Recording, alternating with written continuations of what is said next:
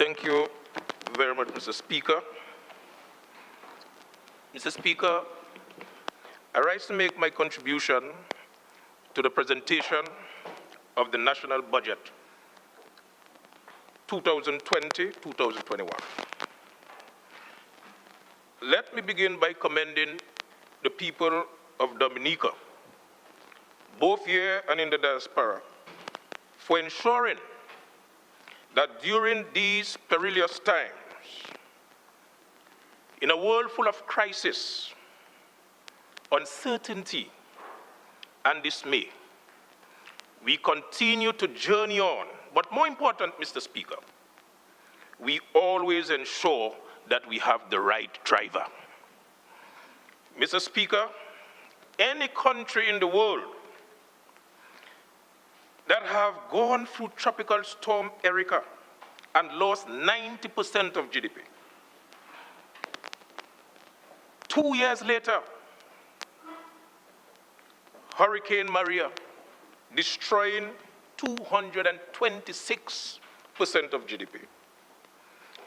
And now, to be hit by this COVID-19, it is expected, Mr. Speaker, that that country's economy would be contracted by double digit.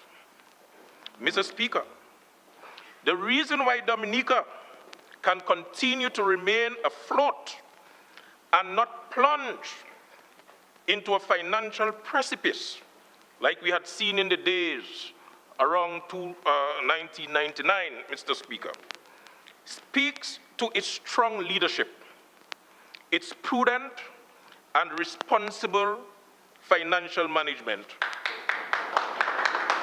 and most importantly, the trust and confidence placed in this government by the international community. Mr. Speaker,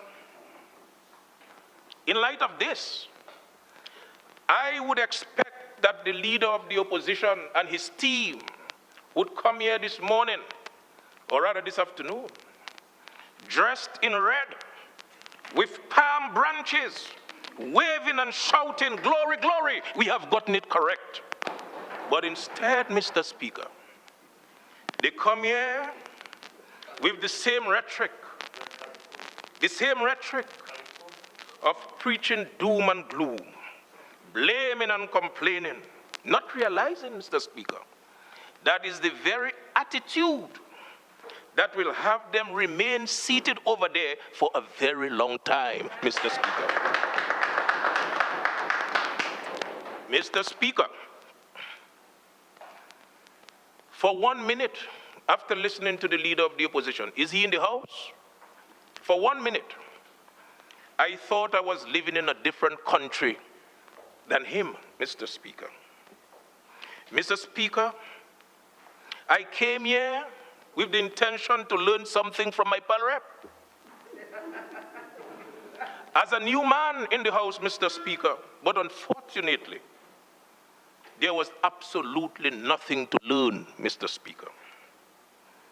Mr. Speaker, all I conclude from his presentation was a lack of preparation, total disregards for the facts, and a mixture of confusion, Mr. Speaker.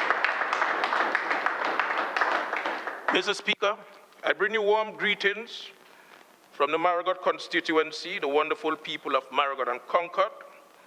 I also bring you greetings from the Ministry of Economic Affairs, Planning, Resilience, and Sustainable Development. And of course, Mr. Speaker, I will be addressing this Honorable House on the portfolio of Economic Affairs and Planning. But let us look at the budget, Mr. Speaker. As I take an introspective look into the annual estimate, I cannot help but pause to commend the Honorable Prime Minister for his sterling leadership and the articulation of a hope-inspiring budget.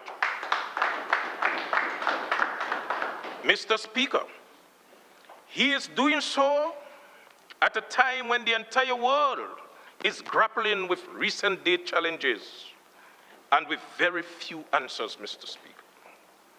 He's presented a budget that assures good health and well-being, lives and livelihoods, security and investment, and systems which have the best interests of all at heart.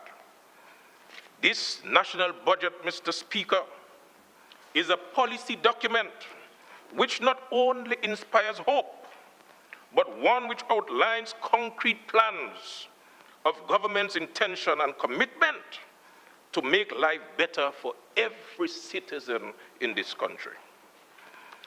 The interventions and leadership of this government has turned hopelessness to hope, Mr. Speaker. Dominica was on a steady growth trajectory with 2 consecutive years of economic growth after Hurricane Maria. Mr. Speaker, real economic activity expanded by an estimated 5.66% in 2019.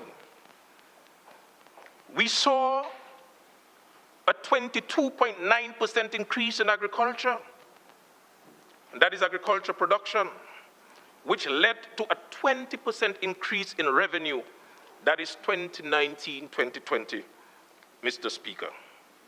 And of course, this honorable House would be aware of what Hurricane Maria did to the agriculture sector, Mr. Speaker.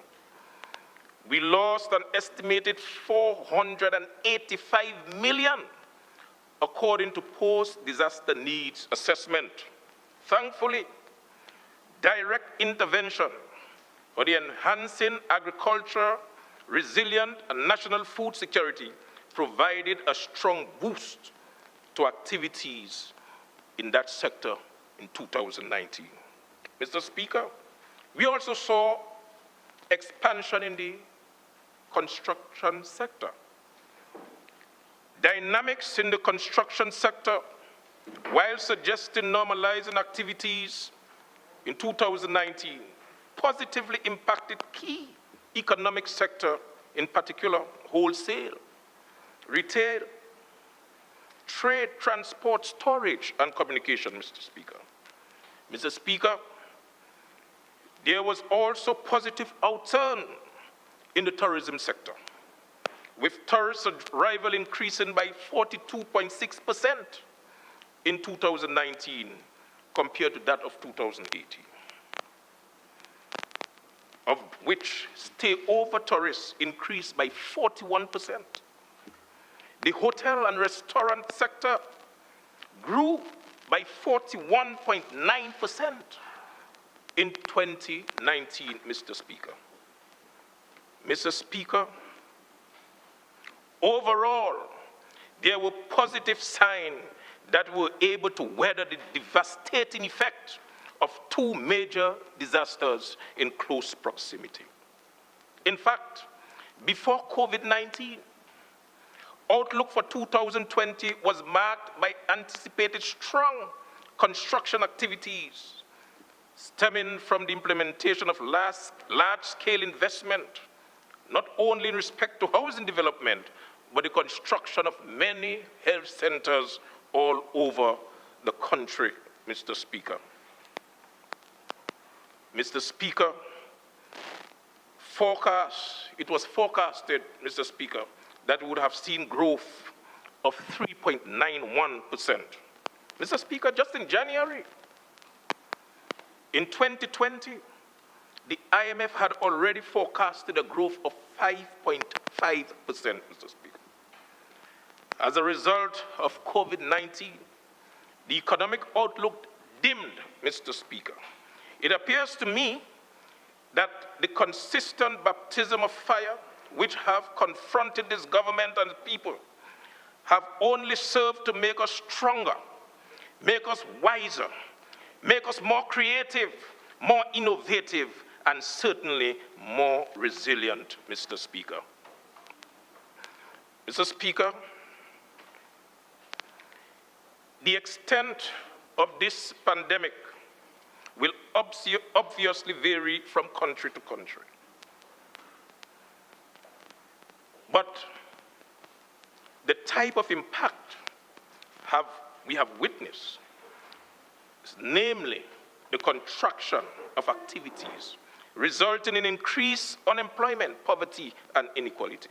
Hence, taking a heavy toll on the individual families, community businesses, economies, government, infrastructures.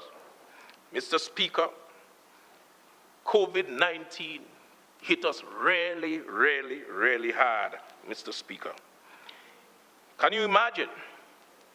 Extract from the report on the economic impact of coronavirus on Latin America and the Eastern Caribbean, produced by the United Nations Economic Commission for Latin America and the Caribbean, ECLAC, presented the following, Mr. Speaker. Contraction in GDP growth for many Caribbean countries. And listen well, Antigua and Barbuda, minus 7.2%. Bahamas, minus 6. Barbados, minus 5.8, sorry. Belize, minus 3.9. Dominica, minus 3.6. Grenada, minus 7.3. Guyana, of course, Guyana is an outlier because Guyana just recently have the oil. So you expect something positive in Guyana. But all the other countries, Mr. Speaker, we have seen negative growth. Mr. Speaker, the decline in the economy is largely attributable to the standstill in tourism. As a result of the closure of ports, we had a situation, Mr. Speaker, where we had to close down everything. We had to close down everything. But I will tell you, Mr. Speaker, that the contraction of this economy is not unique to Dominica. What is unique to this country, Mr. Speaker, is our ability to bounce back, our ability to rise up from adversity. What is unique to this country is our leadership, Mr. Speaker, our ability to manage crisis. That is what makes us different from the rest of the world, Mr. Speaker. Mr. Speaker, I must reiterate that despite all these challenges, these ups and downs, Dominica is still seen by CNN, Vogue magazine, and many other travel advisors as one of the top 10 destinations to visit in 2020. Mr. Speaker, do you know England didn't make it on the list? Rome didn't make it on the list. But this solid rock of ours, Mr. Speaker, made it on the top 10 to visit in 2020. Mr. Speaker,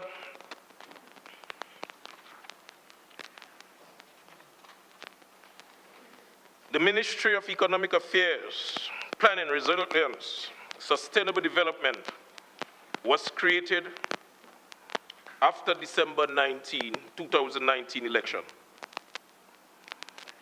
which saw the ruling Dominica Party, Labour Party, return to power for a 5th consecutive term. And that is not often we say something like that in Parliament, Mr. Speaker. 5 terms, Mr. Speaker.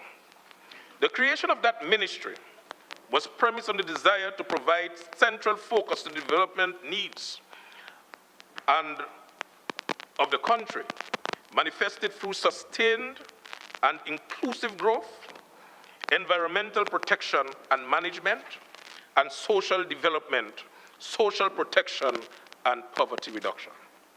The portfolio of economic affairs, planning, resilience, and sustainable development are critical in the context of small island developing states, such as Dominica,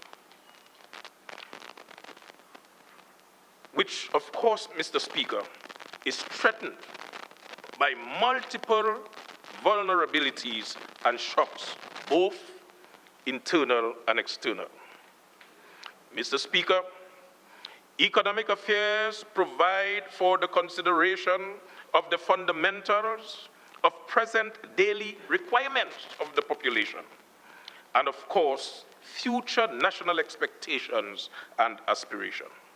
It embodies not only the local economic context, but regional and global trends. In the local domain, national policy, objectives, programs, and projects are aimed to accelerate economic diversification and growth.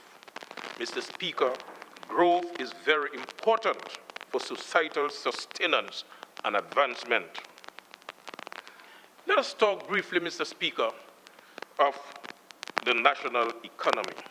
Mr. Speaker, progress has been made in economic diversification in the transition of a new economy, reflecting a greater mix of service, tourism, professional services, wholesale, retail, and government services. Mr. Speaker, notwithstanding these gains, however, the frequent devastation resulting from natural disasters has reduced the pace of this transition. The key sectors of economic development remain susceptible to being blown away by the wind of tempestuous change in climate, and more recently, by health challenges such as COVID-19 pandemic. There is therefore the urgency in coupling economic development programs with the objective of socio-economic transformation, national climate resilience, and food security. Mr. Speaker, may I briefly talk about physical planning and the construction sector? My ministry also carries the responsibility for physical planning. In the fiscal year 2019-2020, 206 approvals for building permissions were issued by the Physical Planning Division. In the same fiscal period, the commencement of an additional 79 construction was recorded through monitoring by the Physical Planning Division. Mr. Speaker, the year 2019 marked a recovery in the number of new constructions. This accounted for 35% greater than the average for the decade, an indication of a significant recovery in the construction sector. Mr. Speaker, I urge our citizens of the need to observe approved construction standards. And I say to you that a number of measures are put in place, Mr. Speaker, to deal with some of the challenges at Physical Planning Division. And I refer to, one, the review of the Physical Planning Act 2002, increased surveillance of construction, the establishment of technical assistance centers.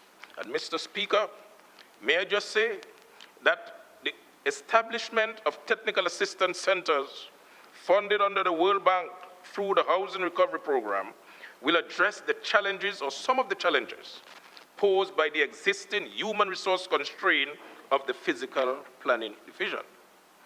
A total of $2.7 million as a grant from the World Bank will go towards the operationalization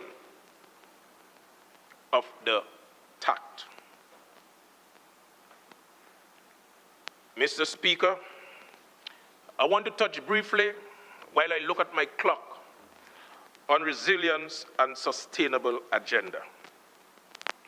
History will applaud this government for rescuing Dominica from the economic crisis caused in the late 1990s, Mr. Speaker. a crisis that was largely attributable to unsustainable debt. And Mr. Speaker, I heard the leader of the opposition talking about money this morning. Talking about money. Mr. Speaker, and he should be here to hear what I'm going to say. There should be the last people in this country to talk about money, Mr. Speaker. Mr. Speaker, I just want to bring one example. Can you imagine? You're going all the way to Trinidad. You take a flight. You go to Trinidad, all the way to Trinidad, and take a loan of $140 million. And listen, at 14% interest, Mr. Speaker. I mean, you could have gone to the Rosa Credit Union and get that, and get a better deal, Mr. Speaker. Marigold Credit Union could help you with that. You could get a better deal, Mr. Speaker. All the way down there for $100. And you know the worst part about it, Mr. Speaker, is that I heard it was for an international airport. But do you know that they defaulted on the first payment, Mr. Speaker? On the first payment. And he come here this morning spending about an hour and a half talking about fiscal management and fiscal responsibility. Mr. Speaker, Mr. Speaker, it's a shame. It's a shame, Mr. Speaker. Mr. Speaker, I want to use the balance of my time to talk about, I'm coming to Marigold in a while, you know. I'm coming to Marigold in a while.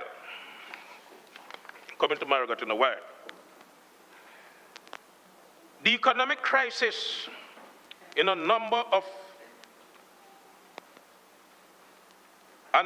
natural disasters, the global financial crisis of 2008 and other external shocks meant that this government had to embark on a robust, prudent, and resilient development agenda to successfully navigate the country back to socioeconomic prosperity.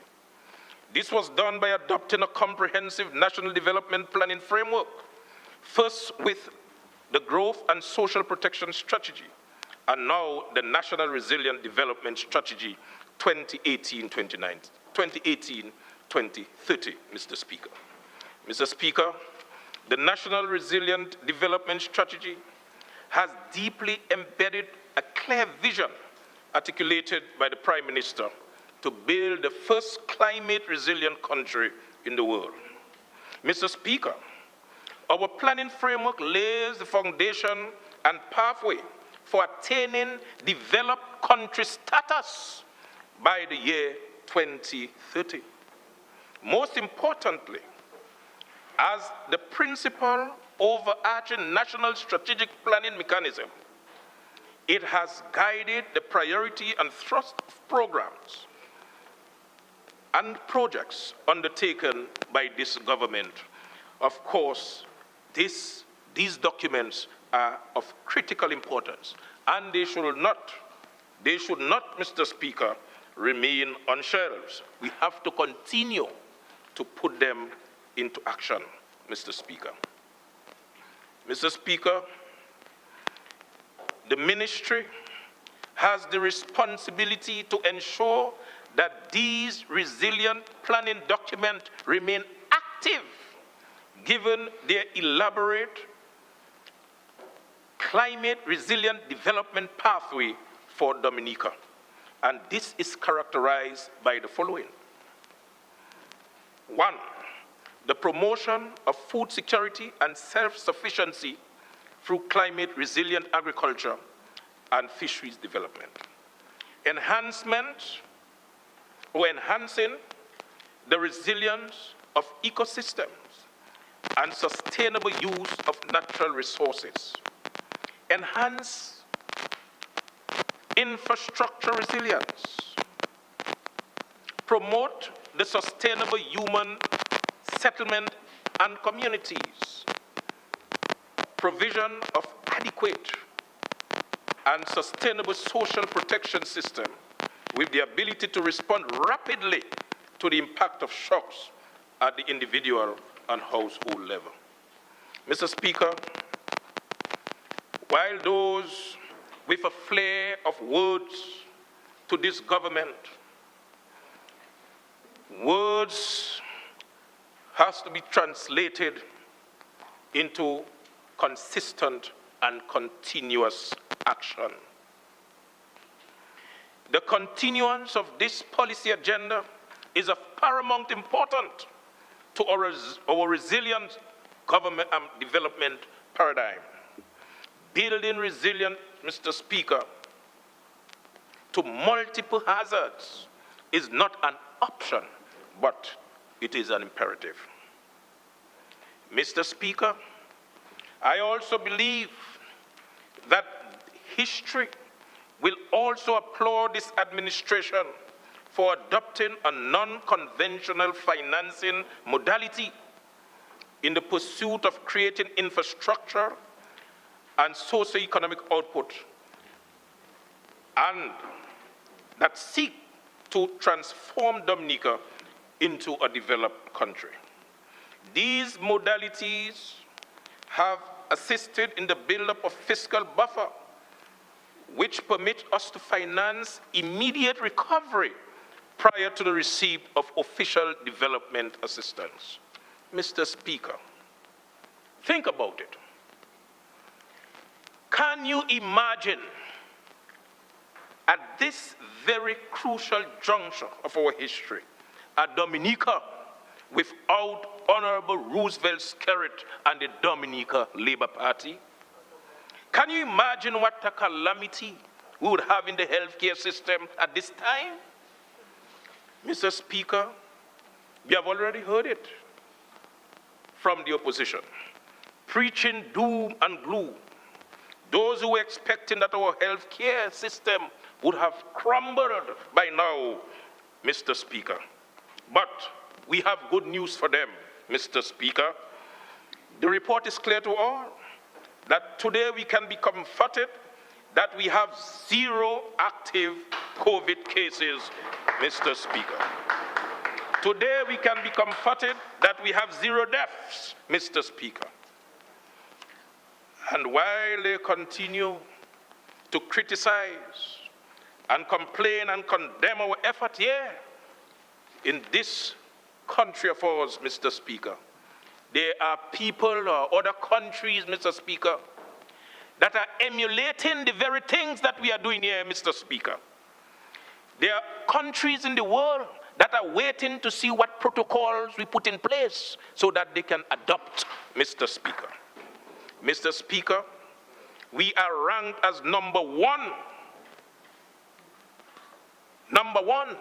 We're talking about the top spot in the entire Americas, Mr. Speaker, in our ability to manage and contain this virus, Mr. Speaker.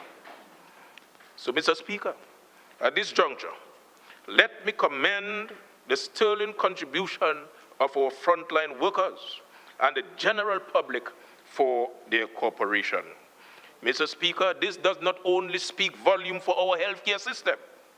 I think every sector in government has proven that we have the ability to manage and manage well, Mr. Speaker. Mr. Speaker, this country is progressing and is progressing well. From the south in Scott's Head to the north in Capuchin, the west in Salisbury to the east in La Plaine, we are seeing progress, Mr. Speaker. This Labour Party administration is not a government of all talk. It is a working government by all means, Mr. Speaker. Mr. Speaker, I see progress in every corner, every crevice in this country, Mr. Speaker. I see progress. And it's only the blind that will not see progress in healthcare, Mr. Speaker. That new Dominica China Friendship Hospital, the new Marigold Hospital, and we'll come back to that. New health centers in several communities, increased number of medical professionals, our progress on management and containment of the COVID-19.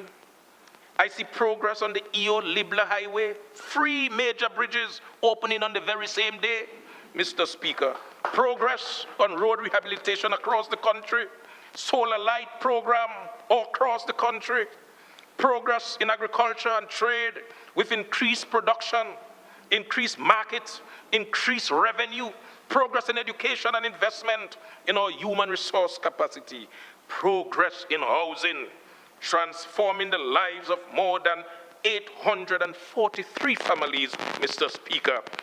Progress in improved water supply across the country. Mr. Speaker, there is enough around us to keep our face smiling for 365 and a quarter days, Mr. Speaker. Mr. Speaker, this is a very progressive government, and anyone who says otherwise, they better join Fredos on stage and walk with their eyes closed, Mr. Speaker. Mr. Speaker, I want to spend the rest of my time. Why you want to go to Marigold so early? We still have a little time. Policy context of the 2020-21 Public Sector Investment Program. Mr. Speaker, based on the government's commitment to inclusive and people-centered sustainable growth, the Cabinet has mandated about 44 priority areas as part of a mission to have Dominica the first climate-resilient nation in the world. And I refer to some of those projects are featured in this estimate. Mr. Speaker, these include a major housing revolution being undertaken around the island, the disaster vulnerability reduction project, the rehabilitation of schools financed by the Chinese and Canadian government, the construction of geothermal domestic plant, the World Bank funded agriculture project, the construction of new health centers, the Dominica China Friendship Hospital, and the Marigold Hospital, to name a few. Mr. Speaker, continuing with the ultimate vision of resilience, this government has green-lighted new projects in 2020-2021 Public Sector Investment Program as part of priority areas. These include the extension of the housing revolution with the addition of the modern resilient housing development project and the continued upgrade of health facilities and modern resilient health centers all over the country. Mr. Speaker, this includes the rehabilitation of the Marigold and Rosa Fisheries Complex at a cost of $27 million to be financed by the Japan International Cooperation agencies. Mr. Speaker, the COVID-19 pandemic has further emphasized that good health of citizens is essential to resilient development. Therefore, in fiscal year 2020-2021, the sum of $43.3 million is allocated to the Ministry of Health. And do you know, Mr. Speaker, that a third of that budget is going to the brand new Marigold Hospital? Mr. Speaker,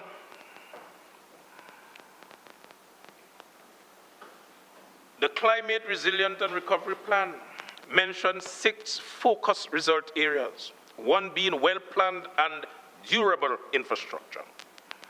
Empirically, high-quality infrastructure and transport is regarded as being vital to unlocking the economic potential of any country. Thus, 71.1 million is captured in the budget and allocated to the Ministry of Public Works and the Digital Economy. Mr. Speaker, we are going to see magic with that digital economy. We are going to see magic, Mr. Speaker. And my colleague earlier on mentioned that we have a very vibrant young man managing that sector, Honorable Kasani Laville, Mr. Speaker. Mr. Speaker, there are many other infrastructural works that are going to be undertaken, and I know many of my other colleagues will make mention of them. But I cannot help, Mr. Speaker, to talk about the allocation for the international airport, Mr. Speaker. Mr. Speaker, it is clear, very clear, that we are to clear the way because the bombo jet coming down, Mr. Speaker. Yes, Mr. Speaker, I can see Air Canada, I can see British Airways and Pan Air, Mr. Speaker. I can see international flights banking over the new Marigold Hospital and landing at Wesley, Mr. Speaker. Mr. Speaker, I want to be on the inaugural flight. I don't know about you, but I want to be on the inaugural flight, Mr. Speaker. And I know that this airport is really coming because it is the first time that an international airport is featured so prominently in a budget so soon after a general election, Mr. Speaker. Usually, you would hear about international airport close to elections, Mr. Speaker. But this time, it is very clear that we are to clear the way because the bombo jet coming down, Mr. Speaker. Mr. Speaker, social planning policy development. A resilient nation must provide care for the most vulnerable member of society to reduce the impact of climatic and other environmental shocks. This is the rationale of the Enhanced Social Safety Net Initiative of the Climate Resilient and Recovery Plan. This Labour Party administration has always focused on its social programs and poses to continue its assistance to the facilitation of the positive contribution of at-risk groups in society. To this end, the development of Social Protection Policy Action Plan project under my portfolio seeks to proffer strategies to improve the efficiency and effectiveness in the delivery of social services to the vulnerable persons in society. This project will influence the various programs undertaken by ministries such as youth, governance, and sports to positively impact vulnerable groups. Mr. Speaker, I want to turn my attention now to the Marigold Constituency report. Mr. Speaker, listening to the contribution in this honorable house this morning by the member of Marigold, one would have the impression that nothing positive is happening in the Marigold constituency for the past decade. Yeah. Mr. Speaker, that is certainly not so. The eyes of this government continues to fall on Marigold, just as any other constituency in this country. But nobody takes time to find out what is happening in Marigold so they could come and report to this honorable house. Nobody. Mr. Speaker, As of the end of the financial year, 2019-2020, we have 106 persons on public assistance from Marigold alone, 19 people under the Yes We Care, and 138 recipients of non-pensionable allowance. Example, those people who get in the 70 years and over allowance, Mr. Speaker. That's Marigold. Mr. Speaker, we have 35 interns under the NEP program. We have seen the completion of the Overgutter Road, Mr. Speaker, and the famous dam bridge, Mr. Speaker. We have seen the completion of the dam bridge.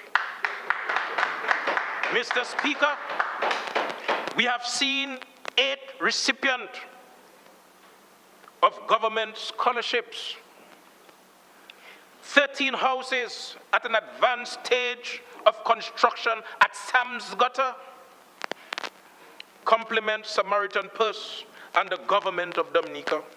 To this date, Mr. Speaker, the government has contributed over $400,000 on that project, Mr. Speaker. Mr. Speaker, another $500,000 went into housing, and over $900,000 through the Rapid Response Program, Mr. Speaker. That is Marigold I'm talking about.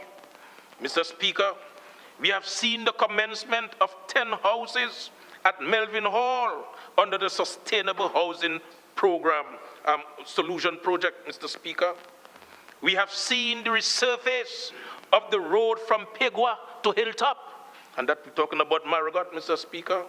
Commencement of work on the Valley Road and completion of the Fine Grass Road. Mr. Speaker, we have seen the complete renovation of the Marigold Police Station and the Marigold Sub-Treasury. Mr. Speaker, we have a cocoa sweating and drying facility in Marigold.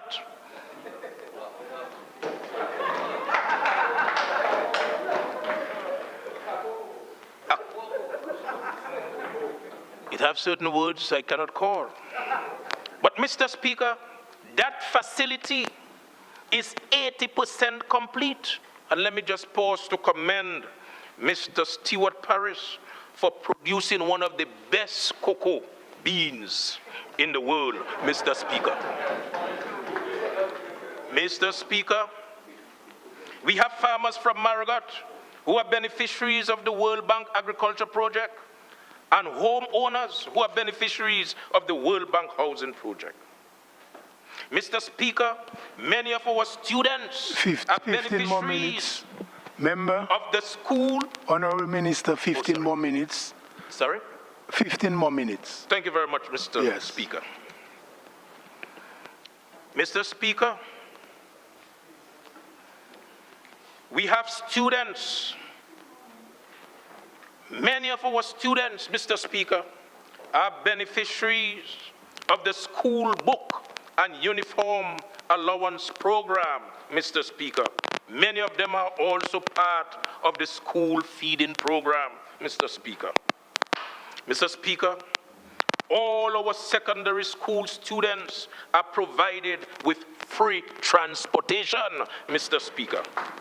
Mr. Speaker, the entire, well, before I come to that, Mr. Speaker, Marigold recently benefited from a $0.9 million project to upgrade its water supply, Mr. Speaker.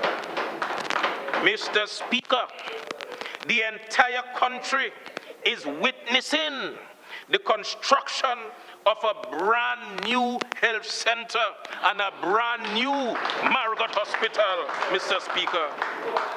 Now, Mr. Speaker, the PAL rep had a right to say nothing is happening because he has never visited either of these projects, Mr. Speaker.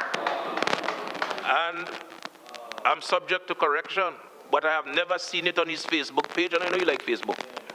I saw him with his dog on the treadmill, but I didn't see him at the Marigold Hospital. I didn't see him. Mr. Speaker,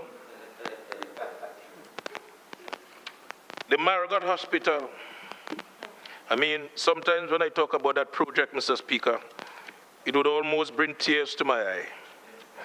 Because I remember, Mr. Speaker, that during the election campaign, I was like a lone ranger with a few battered lieutenants, people like Mr. Paulo and Lynn, and people like Matt Davis, few of us telling the people that the hospital is coming. But we had two gentlemen, Mr. Speaker, going all over Marigold, telling us that this project is a pie in the sky. We're not going to get no project, Mr. Speaker. And Mr. Speaker, I remember them going to many places. And Marigold has a number of crucial names.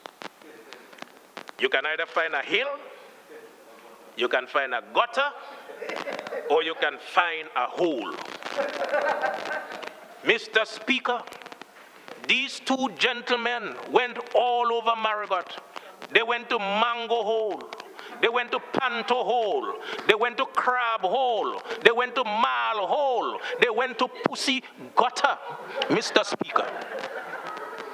And Sam's Gutter. They went to Rose Hill and Strat Hill, trying to fool the people and telling them that this project is not going to be built. But no, it is there for all to see. The largest single project, Mr. Speaker, the largest single project that has reached the Northeast for the last 50 years, Mr. Speaker. This is the first building with 2 elevators. 2 elevators, Mr. Speaker. Mr. Speaker, do you know that that project employs a number of people? And this morning I heard my pal rep talking about youth employment. But ask him, Mr. Speaker, I wish he was here to answer. How many people has he recommended to work on the project at the new Marigold Hospital? How many people? In one day, Mr. Speaker, I took my pickup and I picked up 12 guys at Sam's Gutter and I brought them to work. I brought them to work the very same day, Mr. Speaker. And you want to come here and stand and talk about employment of youth? Employment begins with all of us. We have to play our part to employ people, Mr. Speaker. Mr. Speaker, that facility which will serve the Northeast has an operating theater, ICU, inpatient ward, A&E, lab services, dialysis, X-ray. Mr. Speaker, everything that you will find in Roseau, you will find it in Marigold, Mr. Speaker. Mr. Speaker, recently I heard the Prime Minister extended an invitation to some people to come and see what is happening at Marigold. I will not be part of that because, Mr. Speaker, I am in Marigold every day, so I know exactly what is happening in Marigold. So we will extend the invitation to the people who are not aware of what is happening in Marigold. So, Mr. Speaker, with such a record presented, is there anyone in this honorable house who can stand and boldly say that the government doesn't like Marigold people? Is there anyone? This government, Mr. Speaker, has done more for Marigold than any other government in the history of this country. And I say this with absolutely no fear of contradiction, Mr. Speaker. Mr. Speaker, if there is anyone in this honorable house with the courage to deny these facts, may him say so now. He can text it to you, Mr. Speaker, or forever hold his peace. Mr. Speaker, granted that there is always work to be done. We have to improve. Yes, we have to improve on our farm access roads. We have to improve on some of our village roads. Monkey Hill Road needs some attention. We have to improve on our housing assistance, sporting facilities. We still have our Lio Park to get in order. And I really want to commend the members of the village council who are doing a tremendous job in rehabilitating or assisting to rehabilitate Lio Park. Mr. Speaker, I really want to commend them on their effort. But even if we have all that to do, Mr. Speaker, that should not prevent us from showing gratitude for work already being done. And as we journey on, as we continue to journey, I assure the people of Marigold that we will continue, of course, the people of Marigold, that Marigold will continue to be a pillar in the economic and social transformation of this lovely country. Mr. Speaker, I want to conclude. I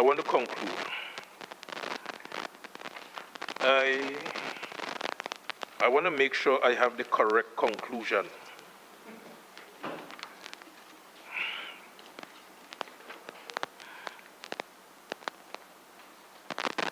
Mr. Speaker,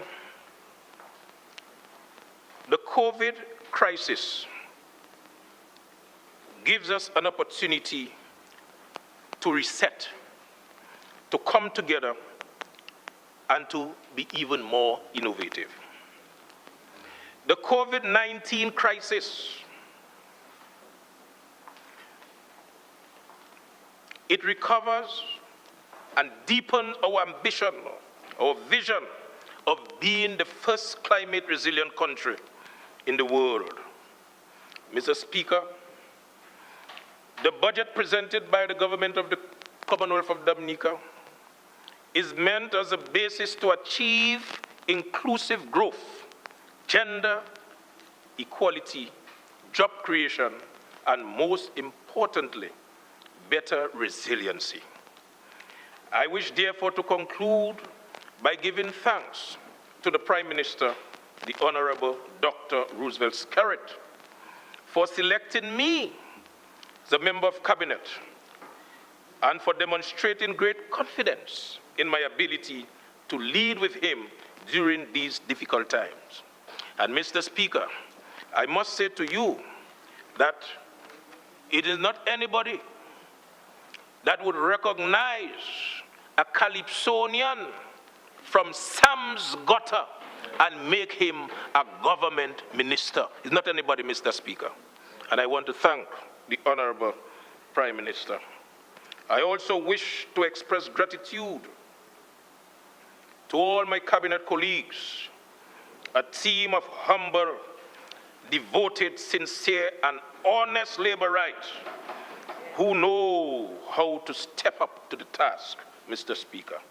Mr. Speaker, I also want to express gratitude to the staff of the Ministry of Economic Affairs, Planning, Resilience, Sustainable Development, Telecommunication and Broadcasting, and to the Ministry of Finance for their hard work and continued support. I must single out, Mr. Speaker, my Permanent Secretary, Mrs. Gloria Joseph, for her hard work, leadership, and fortitude. Mr. Speaker, and all the rest of the team who worked so hard to put this budget together. Mr. Speaker, as we continue this most difficult journey, I take comfort in the old traditional hymn written in 1882 by Priscilla Jane Owens. Will your anchor hold in the storms of life? When the clouds unfold their wings of strife, when the strong tides lift and the cables strain, will your anchor drift or firm remain? We have an anchor that keeps the soul steadfast and sure while the billows roll. Fasten to the rock, keep to the rock, stay close to the rock. Fasten to the rock which cannot move, grounded firm and deep in the Savior's love. Thank you very much, Mr. Speaker. Thank you. Thank you.